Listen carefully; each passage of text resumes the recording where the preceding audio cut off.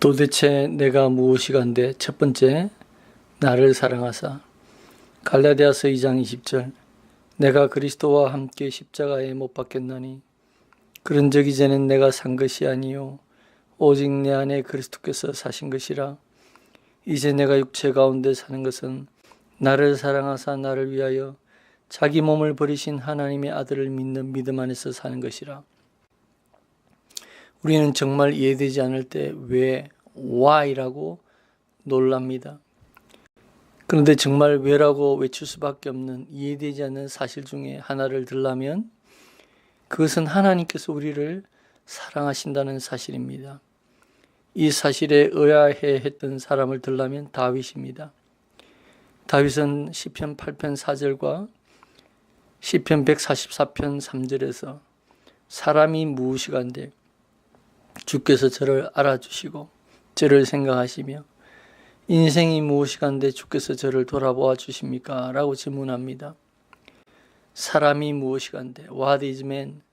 이라고 하는 고백은 왜 하나님께서 사람을 사랑하시는지 이해하기 힘들다는 고백입니다.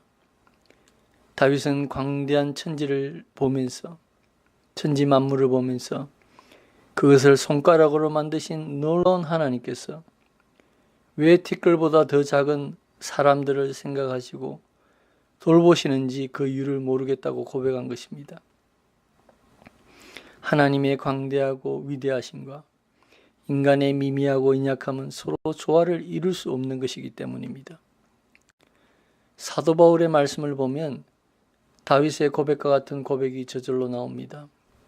사도는 갈라디아서 2장 20절에서 내가 그리스도와 함께 십자가에 못 박혔나니 그런즉 이제는 내가 산 것 아니요 오직 내 안에 그리스도께서 사신 것이라.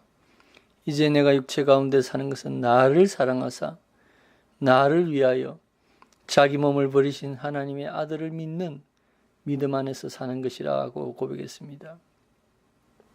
그는 예수님을 하나님의 아들이라 하고 있습니다. 그리고 더 구체적으로 자신을 사랑하는 하나님의 아들이라고 했습니다.